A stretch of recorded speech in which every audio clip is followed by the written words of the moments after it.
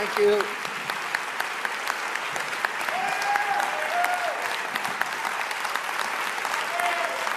Thank you so much. I had a long travel schedule over the past 2 weeks, and I really wanted to spend time with my kids tonight, which it's usually sacrosanct. But Greg called me and asked me to do this, and he is such an important figure in this country. You know, such an extraordinary American hero. But I wanted to come here, and the other, you know, and Randy Rhodes to be here with her. So she is like,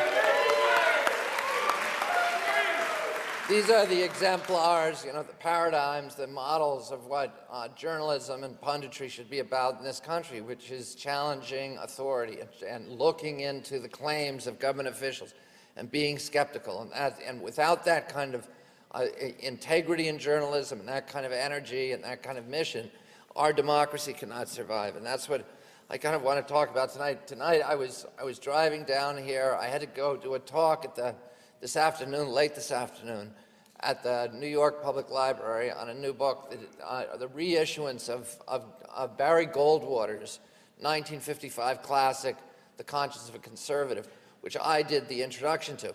The reason I did the introduction to it is because you read this thing and there's nothing in it that resembles the kind of conservatives that they have today. This is not conservatism, what they have. They pretend to be conservatives, but they have torn the conserve out of conservatism. You know, all of the things like free market capitalism, which they hate. You know, they want corporate crony capitalism, and they want capitalism for the poor and socialism for the rich, and you know, and separation of church and state, which was one of the pillars of conservatism. Protection of the Constitution, which Goldwater considered, you know, was absolutely reverential about the Constitution. But these people have destroyed the Constitution. We are now torturing people in this country. We are wiretapping our citizens. We've suspended the 820-year-old right of habeas corpus. We've suspended our protections against search and seizure. And it's the biggest bunch of baloney when they say to us, oh, well, you know, we live in dangerous times.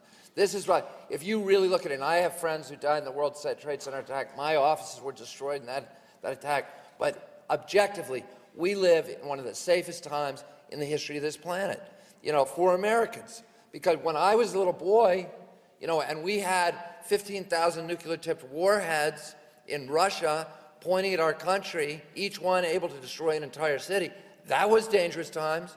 But we didn't wiretap our citizens. We didn't torture people then. You know, we didn't suspend habeas corpus. We didn't try to send people to Guantanamo or do extraordinary renditions to torture people in Syria.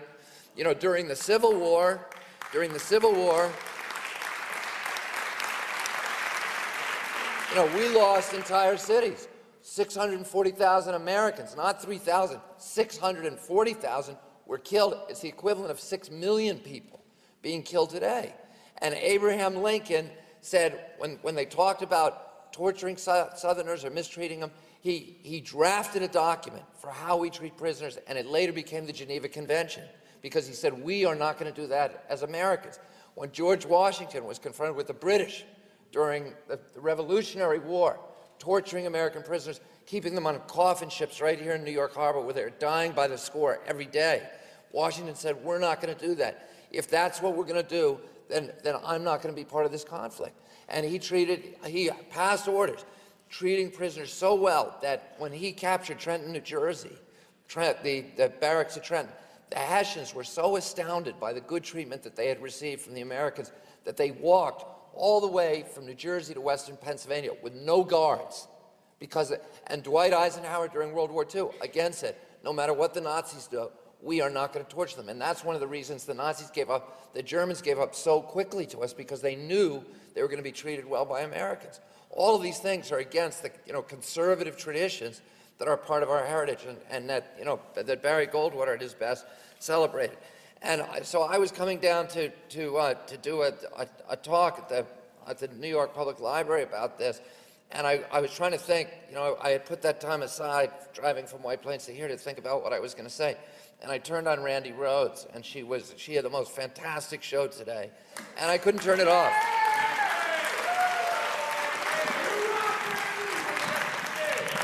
She was reciting all of these, these ridiculous, absurd things that these journalists, from Chris Matthews, Joe Scarborough, and all of our great stellar journalists were saying when, President Bush declared mission accomplished, and how they were all saying, well, now the Democrats have to apologize because they criticized the war. And, Chris Matthews saying, we're all neocons now, right? Anyway, I love you, Randy. Every day when I go home from work, I look forward now to riding in my car because I listen to her every day, and she is really an amazing hero. And, this is what we need. This is what we need to restore democracy in this country, because we need a press that is doing its job, and it isn't. I mean, that is why, we have the problem with the principal problem with democracy. There's two big failures. One is all the corporate money that's going into our election process. And the second failure is that we have a negligent and indolent press in this country that has simply let down American democracy.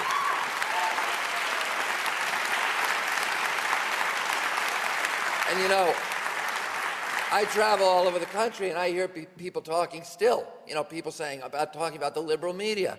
Well, that's what Joseph Goebbels used to call the big lie.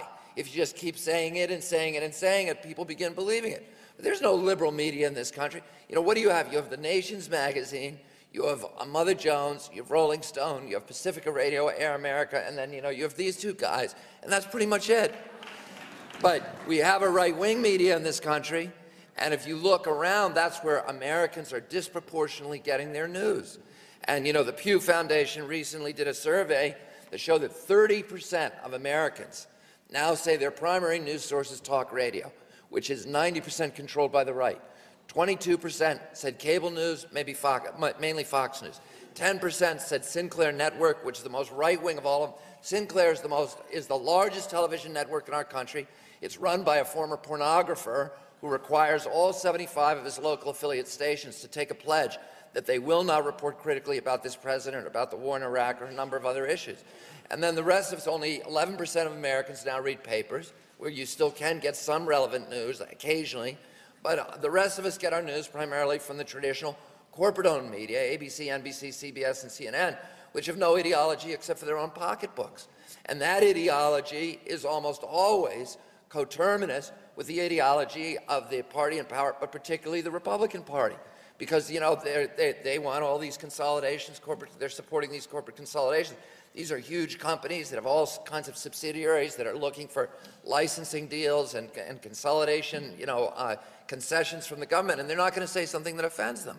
And, you look on network television, there's no liberal equivalent of John Stossel or Glenn Beck or Robert Novak or Sean Hannity or Bill O'Reilly or any of these other guys. You have, you've got Alan Combs, and that's just, I gotta read this thing that Randy read today.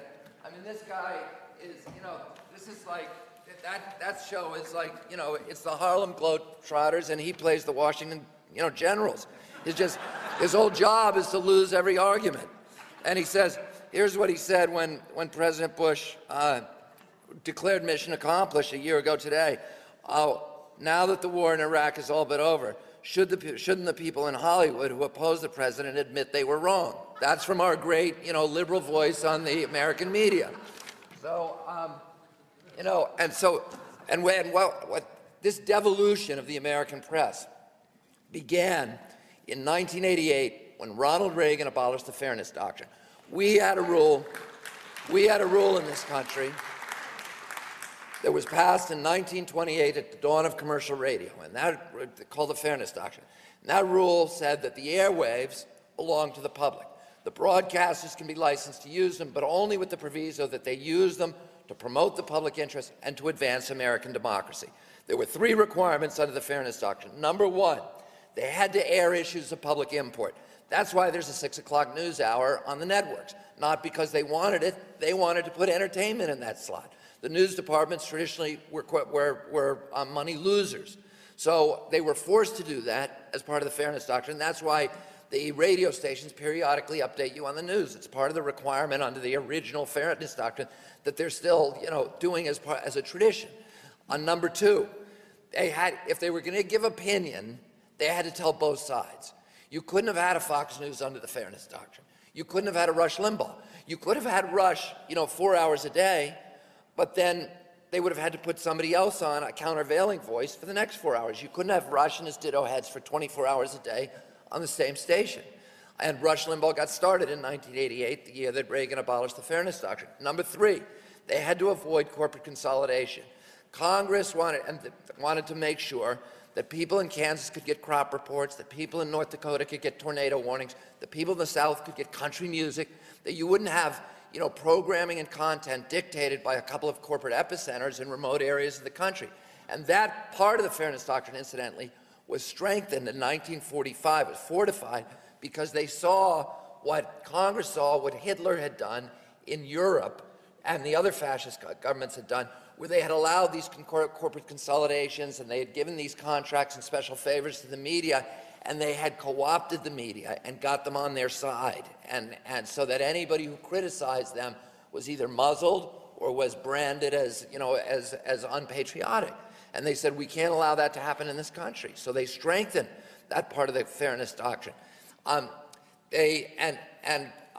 Today, Ronald Reagan abolished the fairness doctrine as a favor to the Christian right, which was already plotting the takeover of AM radio, and as a favor to the studio heads who had helped him get elected, who were plotting the takeover of all media. And today, as a result of that, there are 5 giant international or multinational corporations who control all 14,000, virtually all 14,000 radio stations in America, all 5,000 television stations, 80% of our newspapers, all of our billboards, and most of the large internet content providers.